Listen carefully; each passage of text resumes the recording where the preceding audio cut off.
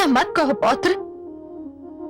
यदि मेरे होते हुए मेरे लाडले पौत्र को दुख हुआ तो ये मैं सहन नहीं कर सकती।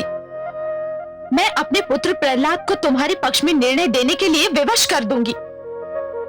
समझ लो, दीपावली तुम्हारी हो गई। ये आप कैसे कह सकती हैं दादीश्री? मैंने उसे पिता प्रेम के लिए तड़पते देखा है। मैंने उसे अपने पिता से प्रेम की भिक्षा मांगते हुए देखा है। भला ऐसा व्यक्ति अपने पुत्र को अपने प्यार से वंचित कैसे रख सकता है?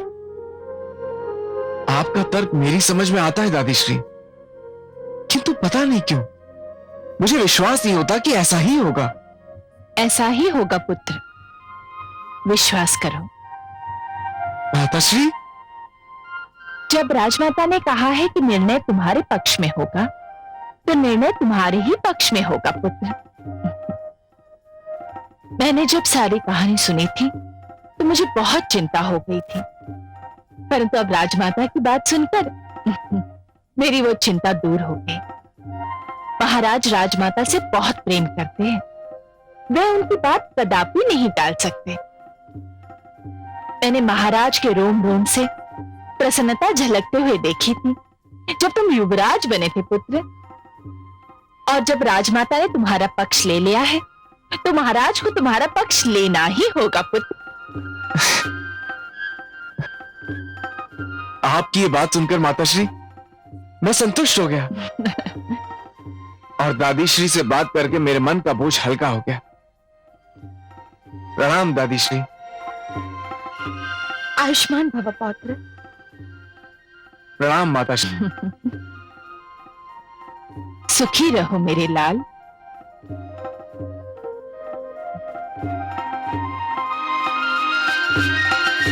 अपने लाडले पौत्र के मुख पर चिंता की लकीरें देखकर मैं तड़प उठी थी पुत्रवधू।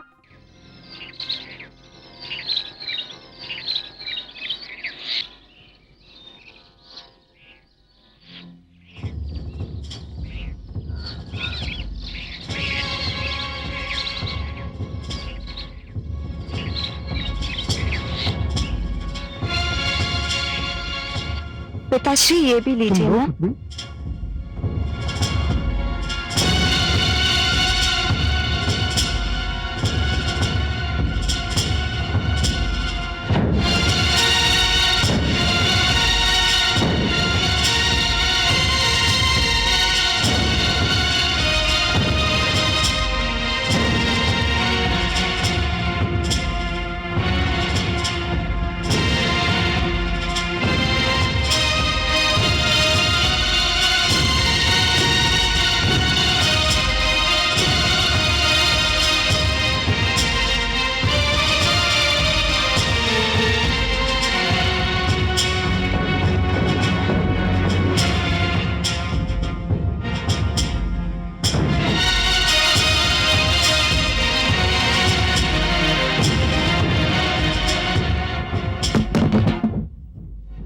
कौन है? पिताश्री, मैं देखती हूँ।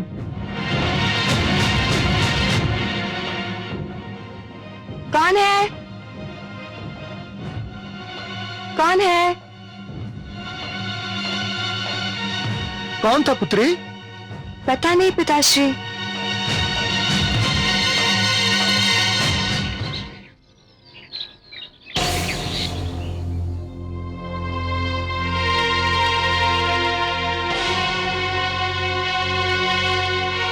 सुना है मेरे पिताश्री तुमसे मिलने आए थे। तुमने सत्य सुना है मित्र, तुम्हारे पिताश्री मुझसे मिलने आए थे। क्यों? मुझसे यह पूछने के लिए कि दीपावली को तुम्हारे अथवा मेरे लिए चुनने के लिए उन्हें अपना न्यायाधीश बनना मुझे स्वीकार है या नहीं। तो तुमने क्या कहा? मैंने उनसे कहा कि मुझे उनका न्यायाधीश बनना स्वीकार है। मुझे तुमसे सहानुभूति हो रही है ऋषि पुत्र। क्यों? क्योंकि ऐसा करके मानो तुमने आत्महत्या कर ली हो। अर्थात तुम नहीं जानते मेरे पिताश्री अपने मन में मेरे प्रति कितना स्नेह रखते हैं। वो मेरे विरुद्ध कदापि निर्णय नहीं देंगे।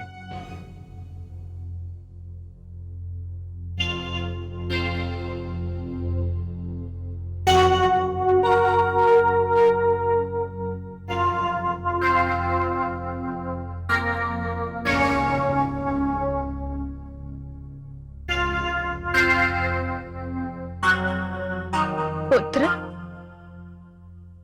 माते आप। प्रणाम माते। आयुष्मान भव पुत्र।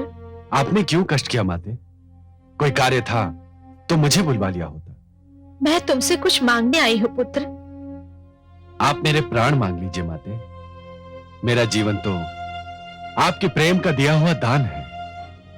आपके लिए मेरे प्राण भी चले जाएं तो भी मैं यही समझूंगा कि मेरा पुत्र धर्म अभी पूरा नहीं हुआ। ईश्वर ना करे मैं अपने प्रिय पुत्र से उसके प्राण मांगू, परंतु मैं तुमसे जो मांगने आई हूं वह तो तुम्हें देना ही पड़ेगा पुत्र। मैं तुमसे तुम्हारे प्राण प्रिय के लिए कुछ मांगने आई हूं। आदेश दीजिए माते, क्या चाहती हैं आप? अपने पौत्र के मन का सुख और उसके प्रेम की रक्षा। अर्थात यही कि मेरा पौत्र विरोचन ऋषि वत्स की पुत्री दीपावली के प्रेम में उतावला हो रहा है।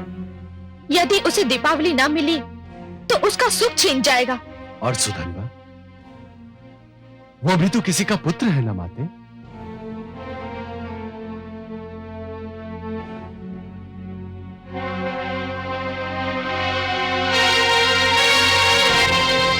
उलझ गया। मेरा पुत्र एक बार फिर विकट समस्या में उलझ गया। कौन उलझ गया महादेवी? मेरा प्रहलाद, और कौन? जब वो बालक था तो समस्याएं उसके सामने एक एक करके आती थी, किंतु अब कई समस्याएं, कई प्रश्न उसके समक्ष नाग के समान फन फैलाए खड़े हैं। न्याय की समस्या, व्यवस्था की समस्या, मर्यादा की समस्या, किस किस की सुनेगा वो? महादेवी, आपका पुत्र एक राजा है और इसीलिए वो ब्रह्मा जी की तरह चार मुखों वाला या मेरी तरह चार भुजाओं वाला नहीं है। उसे तो सब कुछ अकेले ही करना पड़ता है। मुझे तो लगता है कि आपका पुत्र प्रहलाद इस समस्या को भी सरलता से सुलझा लेगा। नहीं कमल नयन, लगता है उसके प्रति आपका स्नेह कुछ कम हो गया है। हे पद्मनाभ, आप वो नहीं देख रहे जो मैं देख रही हूँ। कन्या दीपावली, उसके पिता और तो और अंगिरा पुत्र सुदन्वा ने भी उसके समक्ष श्रेष्ठता का चुनाव करने की चुनौती रखती है, किंतु योग्यता का आधार क्या होगा? विरोचन पुत्र प्रहलाद को अत्यंत प्रिय है। राजमाता कयाधु का भी वो लाडला है। एक और स्नेह संबंधों की बेड़ियां तो दूसरी ओर न्याय की मांग। महादेवी, यदि आप पुत्र प्रहलाद की कोई सहायता करना चाहती हैं तो मैं आपको नहीं रोकूंगा। यही तो समस्या है कमल नयन। श्रेष्ठता के चुनाव में एक ओर राजमहल का वैभव है तो दूसरी ओर आश्रम की पावनता। एक ओर बल है तो दूसरी ओर साधना। एक ओर समस्त सुविधाएं हैं तो दूसरी ओर अपार शांति। एक ओर अधिकार ही अधिकार है तो दूसरी ओर समर्पण ही समर्पण।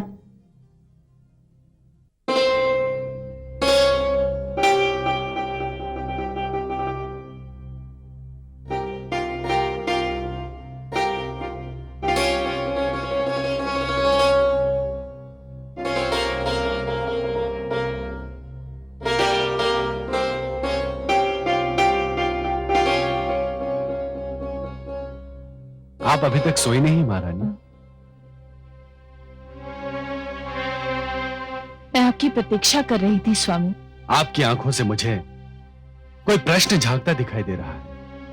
हाँ स्वामी, आप चाहें तो इसे प्रश्न भी कह सकते हैं, परंतु मेरे लिए एक प्रश्न से अधिक प्रार्थना है। आज सभी संकेतों की भाषा में बात कर रहे हैं। स्वामी, मैं ये पूछना चाहती हूँ कि आपने ऋषिवत्स की पुत्री दीपावली के भविष्य के विषय में क्या सोचा है? परंतु मुझे तो समस्त प्रजा के बारे में सोचना पड़ता है। मैं अपनी प्रजा का संरक्षक हूं। स्वामी, दीप पहले अपने घर में जलाया जाता है, फिर किसी और के। हाँ, परंतु मार्ग पर दिए जलाना भी एक राजा का ही कर्तव्य है। मैं कुछ नहीं जानती स्वामी। आज तक मैंने आपसे कुछ नहीं मांगा। आज पहली बार मैं अपने पुत्र का सुख मांग रही हूं। कृपा कीजिए मुझ पर स्वामी, कृपा करके उसे उसकी दीपावली दे दीजिए। देवी, आप मुझसे उसका सुख मांग रही हैं जिसका दुख स्वयं मेरे लिए असहनीय है। वो मेरा भी पुत्र है देवी। तो फिर संकोच किस बात का है स्वामी? संकोच एक पिता नहीं कर रहा है देवी, संकोच एक न्यायाधीश कर रहा है। मुझे स्वयं दीपावली बहुत प्यारी लगती है। ऐसी प्यारी पुत्र वधू पाने के लिए कौन पिता उत्सुक न होगा।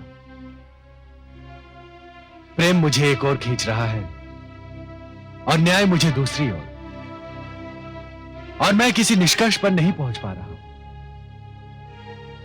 मैं जानता हूं कि मैं पुत्र विरोचन का दुख नहीं देख सकता। उसकी आवश्यकता भी नहीं है स्वामी। दीपावली को पुत्र विरोचन के लिए चुनकर आप कोई अन्याय नहीं करेंगे। पुत्र विरोचन ने दीपावली के मन में भी तो घर कर लिया है।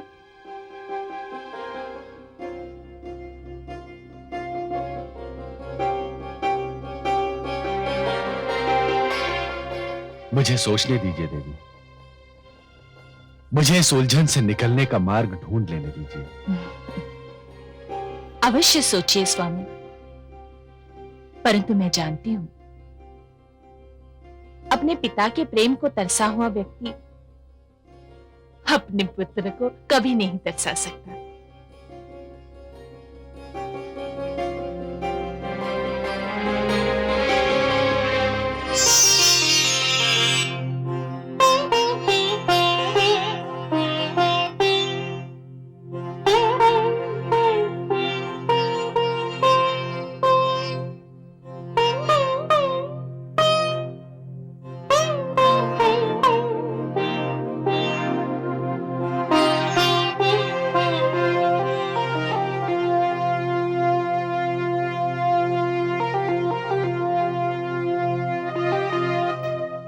क्या बात है महादेवी, किसी गहरी चिंता में लीन हैं आप?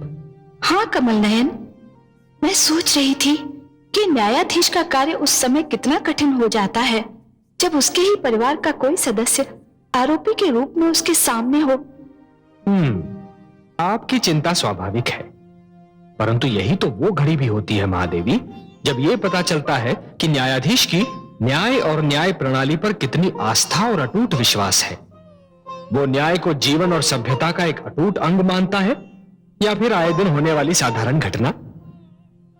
वो कुछ भी माने कमल नयन, किंतु जिस स्थिति में मेरा पुत्र प्रहलाद है उसमें कोई भी हो, उसका असमंजस में पड़ जाना स्वाभाविक है। इसीलिए मैं सोचता हूं कि किसी व्यक्ति के न्यायाधीश बनने के लिए उसके दो रूप होने चाहिए। दो रूप? ये क्या कह रहे हैं आप कमल नयन? दो रूप रखना तो किसी भी व्यक्ति का अवगुण है। वो व्यक्ति ही क्या जो भीतर से कुछ हो और बाहर से कुछ और दिखाई दे। आपकी बात सर्वथा सत्य है महादेवी, सर्वथा सत्य है, परंतु जीवन की कुछ स्थितियों में इस अवगुण को अपनाना भी अनिवार्य होता है और एक न्यायाधीश के लिए तो अत्यंत अनिवार्य। आप तो पहेलियां बुझाने लगे कमल नयन। कोई पहेली नहीं है महादेवी। न्यायाधीश के न्याय के आसन पर बैठने से पहले और न्यायासन पर बैठने के उपरांत दो रूप होने आवश्यक है। न्याय के आसन पर बैठने के पहले वो व्यक्ति किसी का पिता हो सकता है, किसी का पुत्र हो सकता है, किसी का पति हो सकता है या फिर किसी का भ्राता, परंतु जैसे ही वो न्यायाधीश के आसन पर विराजमान हो जाता है उसके सारे नाते टूट जाने चाहिए। उसे केवल न्यायाधीश रहना चाहिए और यदि ऐसा ना हुआ महादेवी, तो कभी धन के लोभ से या कभी नातों की महत्ता से उसके पांव डगमगाने लगेंगे। न्याय प्रणाली पर भ्रष्टाचार का अधिकार हो जाएगा। धन और नातेदारी तो मायाजाल है महादेवी, भ्रष्टाचार के मुख्य आधार हैं। इस स्थिति में मुझे अपने पुत्र से एक विचित्र प्रकार की सहानुभूति हो रही है। न जाने आगे क्या होने वाला है। महादेवी, जिस प्रकार जुगनू के अस्तित्व का आभास तभी होता है जब चहुओर अंधकार छाया रहता है, उसी प्रकार किसी भी व्यक्ति के चरित्र का प्रकाश तभी दिखाई देने लगता है जब वो परीक्षा की घड़ियों में घिरा रहता है। अब देखना यह है कि वो इस परीक्षा के लिए कितना तैयार है।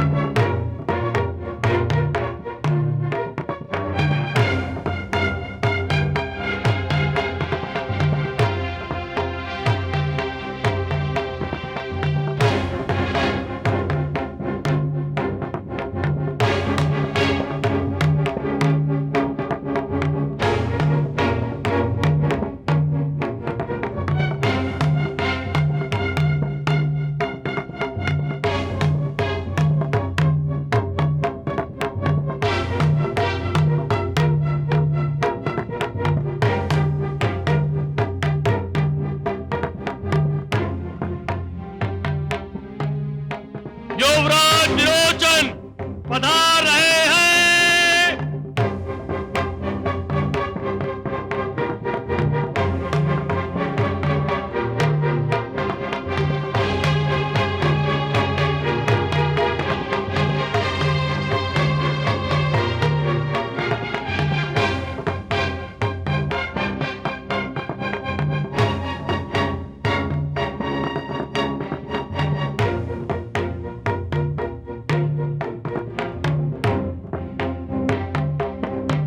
नहीं विरोचन,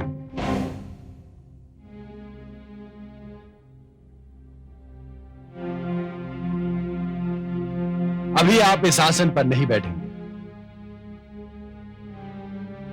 जब तक ऋषि वत्स की पुत्री दीपावली के विषय में कोई निर्णय नहीं हो जाता, तब तक आप केवल एक पक्ष की श्रेणी रखते हैं, युवराज की नहीं।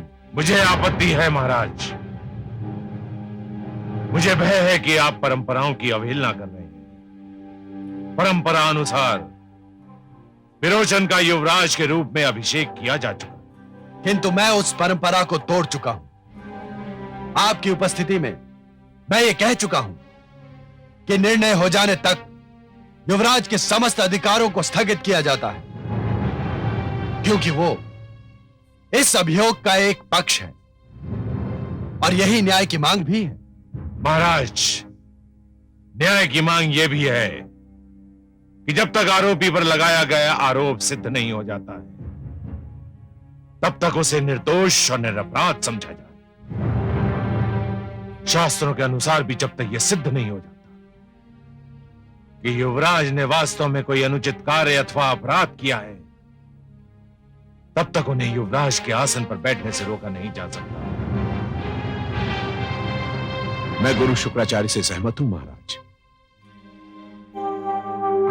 शास्त्र भी यही कहते हैं। शास्त्र कुछ भी कहते हो, परंपराएं कुछ भी बोलती हैं।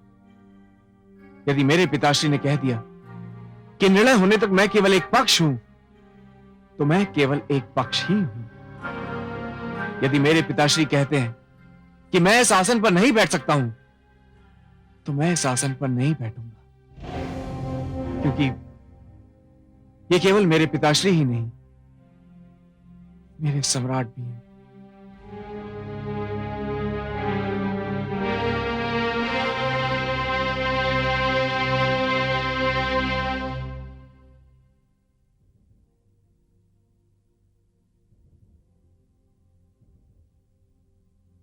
मेरे समक्ष एक जटिल समस्या है।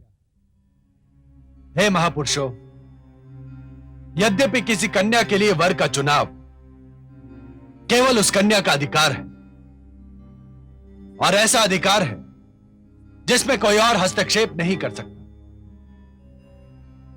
परंतु ऋषि वत्स और उनकी सुपुत्री दीपावली ने यह कार्य मुझे सौंप दिया है, क्योंकि दीपावली यह निर्णय नहीं कर पा रही है कि वो अपने वर के रूप में किसको चुने। पुत्र विरोचन, ऋषि पुत्र सुधन्वा, मैं जो भी निर्णय करूं आपको स्वीकार होगा? संपूर्णतः, अक्षरशः निसंकोच महाराज। यह जानते हुए भी कि विरोचन मेरा पुत्र है? ये तो मैं तब भी जानता था महाराज, जब मैंने आपका न्यायाधीश बनना स्वीकार किया था। और तुम्हें राजकुमार विरोचन, क्या तुम्हें भी मेरा निर्णय स्वीकार होगा? मेरे लिए अपने पिताश्री के मुख से निकला हुआ एक एक शब्द ब्रह्म वाक्य के समान है। आपका दिया हुआ निर्णय मेरे लिए आदेश होगा, और आपका आदेश मेरे सिर आंखों पर। धन्यवाद सुधन्वा, धन्यवाद पुत्र। हे उपस्थित सभासदों, प्रश्न यह है कि किसी व्यक्ति को श्रेष्ठ मानने के लिए श्रेष्ठता की कसौटी क्या है? विशेषतः ऐसे में जब एक पक्ष राजकुमार हो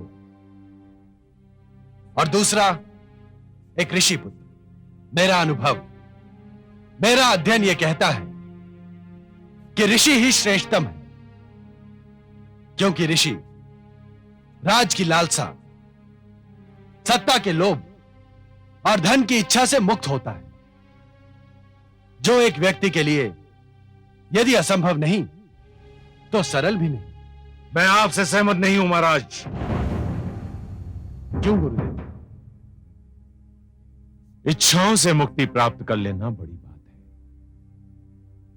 अवश्य बड़ी बात है, परंतु उससे भी बड़ी बात इच्छाओं के बोझ के साथ जीवन पथ पर चलना और इस प्रकार चलना कि पांव डगमगाने ना पाए, उससे भी बड़ी बात है।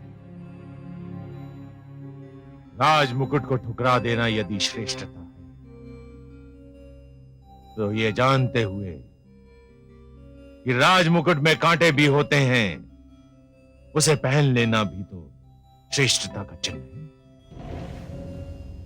राजा होना भी तपस्वी होने से कम नहीं होता। राजा जब केवल अपना ना होकर सारी प्रजा का हो जाता है, तो वो किसी ऋषि से कम महान नहीं रह जाता। और इसका सर्वोत्तम उदाहरण महाराज स्वयं आप हैं। सारा संसार जानता है कि आपने प्रजा के लिए अपने आप को त्याग दिया, और मैंने युवराज विरोचन को यही शिक्षा दी है। यदि श्रेष्ठता की कसौटी यही है, तो मेरा शिष्य इस कसौटी पर खरा उतरता है। मैंने आपका तर्क मान लिया कुलगुरु, परंतु यह ना भूलिए कि विरोचन दीपावली को उसकी कुटिया से ले आया था। मुझे इस पर भी आपत्ति है महाराज। क्यों? क्या यह सत्य नहीं है? किंतु अधूरा सत्य है। पूरा सत्य यह है कि युवराज विरोचन पुत्री दीपावली को ले नहीं आए थे, पुत्री दीपावली उनके साथ आ गई थी, और युवराज ने बल का प्रयोग नहीं किया था। बल का प्रयोग केवल शारीरिक रूप में नहीं होता गुरुदेव, मानसिक रूप में भी होता है। विरोचन का युवराज होना, दीपावली का यह जान लेना कि विरोचन युवराज है, पर्याप्त था कि वो उसका कहा मान ले। यह एक ऐसे बल, एक ऐसी शक्ति का प्रयोग है गुरुदेव जो दिखाई नहीं देती। यही कारण था कि जब विरोचन ने दीपावली को अपने साथ चलने के लिए कहा तो वो सिर झुकाकर चल पड़ी। यदि ऐसी प्रवृत्ति को प्रोत्साहन दिया गया तो आने वाले युगों में राज परिवार के सदस्य इसे उदाहरण बना लेंगे और ऐसी घटनाओं का दुष्चक्र चल पड़ेगा जिसके कारण बहू और बेटियां स्वयं को असुरक्षित समझने लगेंगी। विरोचन ने यह कार्य करके अपनी महत्ता को घटा दिया है। ठहरिए महाराज। युवराज विरोचन ने पुत्री दीपावली से साथ चलने को कहा और वो उनके साथ आ गई। इसका क्या प्रमाण है? यदि ऋषि पुत्र सुधन्वा भी उनसे साथ चलने को कहते तो वो उनके साथ ना जाती, परंतु सुधन्वा ने ऐसा कुछ भी नहीं कहा, इसलिए युवराज की महत्ता घटने का प्रश्न ही नहीं उठता। चलिए कुलगुरु, मैंने आपका यह तर्क भी मान लिया। फिर भी एक ऐसी बात दिखाई देती है जो विरोचन को साधारण और सुधन्वा को श्रेष्ठ सिद्ध करती है।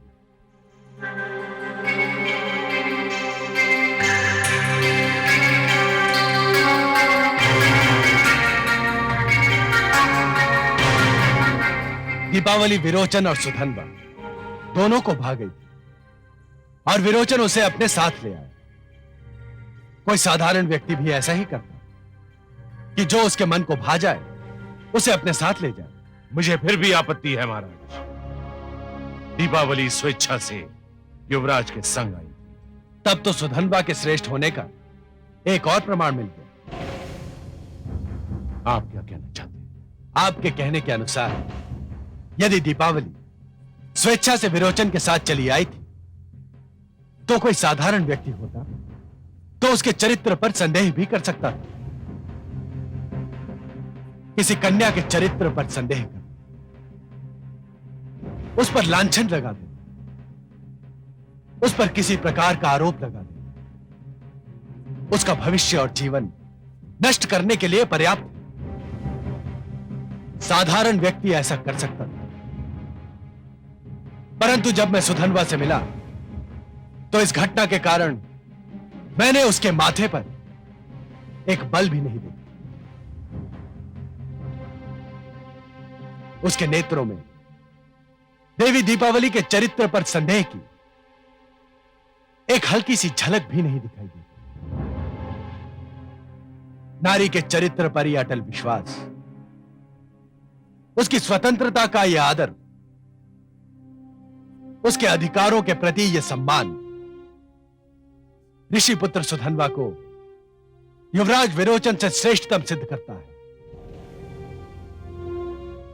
इन सब बातों को समक्ष रखते हुए मैं यह निर्णय देता हूं कि ऋषि पुत्री दीपावली का जीवन संगी बनने का वास्तविक अधिकारी युवराज विरोचन नहीं, ऋषि पुत्र सुधन्वा है।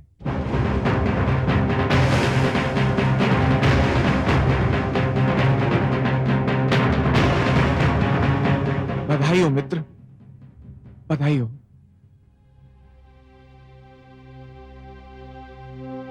हे न्यायप्रिय महाराज, अब मुझे विश्वास हो गया कि मैंने अपने युवराज होने के अधिकारों का अनुचित लाभ उठाया। इसीलिए मैं अपनी इच्छा से युवराज पद त्यागने की घोषणा करता हूं।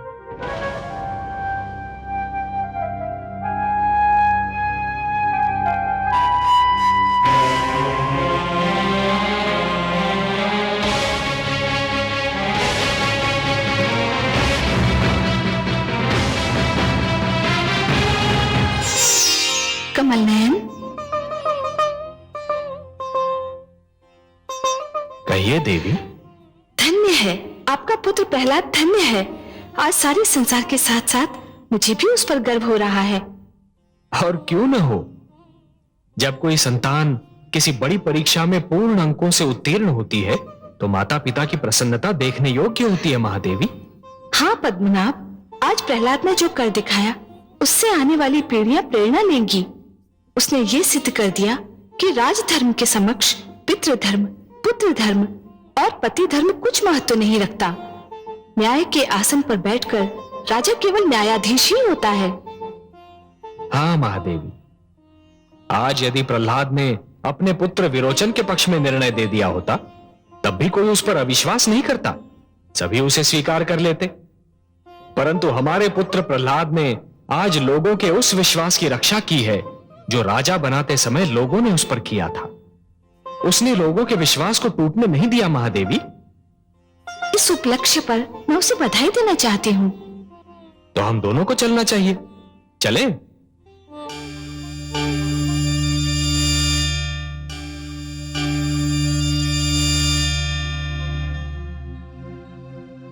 पुत्र,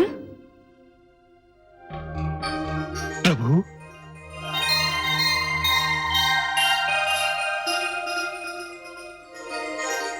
आयुष्मान भव। हे गरुड़ध्वज, हे माता राजराजेश्वरी, आप दोनों यहां? यह मेरा सौभाग्य नहीं तो और क्या है। हम तुम्हें तुम्हारे निर्णय पर बधाई देने आए हैं। माते, मेरे किस निर्णय पर प्रसन्न होकर आप दोनों मुझे दर्शन देने यहां आए? पुत्र प्रहलाद, तुमने जो निर्णय किया वो कोई साधारण कार्य नहीं था पुत्र। हे प्रभु, मैंने तो केवल आपके बनाए गए नियमों का पालन किया है। निस्संदेह पुत्र, निस्संदेह। परंतु फिर भी वो कार्य इतना सरल नहीं था। शालीनता का पूर्ण पालन करने के उपरांत भी तुमने अपने ही पुत्र विरोचन को सुधनवा से अधिक श्रेष्ठ नहीं ठहराया। दोनों की श्रेष्ठता में बहुत सूक्ष्म रेखा थी पुत्र। ऋषिपुत्र के पास तपोबल था जिसका प्रयोग उसने नहीं किया, परंतु तुम्हारा राजपुत्र विरोचन राजबल का प्रयोग कर बैठा। हे प्रहलाद, यह निर्णय करने में तुम्हें अपनी ही माता कयाधु की सारी स्नेह सरिता को भूलना पड़ा होगा। महारानी धृति की सारी याचनाओं को ठुकराना पड़ा होगा। अपने ही पिता होने की भावना को कुचलना पड़ा होगा। हे पद्मनाभ, यही तो राजा का धर्म है। अवश्य पुत्र, अवश्य। अब तक तुम केवल एक भक्त थे, अब धर्मात्मा भी बन गए। यह सारा संसार तुम्हें एक महामानव के रूप में स्मरण करेगा। मांगो पुत्र, मांगो, तुम्हारी जो इच्छा हो मांगो। बस अब और क्या इच्छा होगी। नदी अपनी यात्रा समाप्त कर सागर तक आ पहुंची है और आप उसे वापस मोड़ना चाहते हैं। हां प्रभु, अब तो केवल ज्ञान चाहिए, वैराग्य चाहिए। मैं अपने इन समस्त उत्तरदायित्वों से मुक्त होना चाहता हूं प्रभु। अब तो केवल आपके रूप का, आपके नाम का स्मरण करना चाहता हूं। तथास्तु। परंतु पुत्र, एक निर्णय जो तुमने किया है, मैं चाहता हूं कि तुम उस निर्णय को वापस ले लो। विरोचन को अपने अधिकारों से वंचित मत करो पुत्र। उसका राज्याभिषेक कर दो। अपनी प्रजा के प्रति तुम्हारा यह अंतिम उत्तरदायित्व है। उसका निर्वाह करो और तत्पश्चात संन्यास ग्रहण करो। जैसी आपकी आज्ञा प्रभु। अपने भक्त का प्रणाम स्वीकार करें। माता, अपने पुत्र का प्रणाम स्वीकार करें। आयुष्मान भव।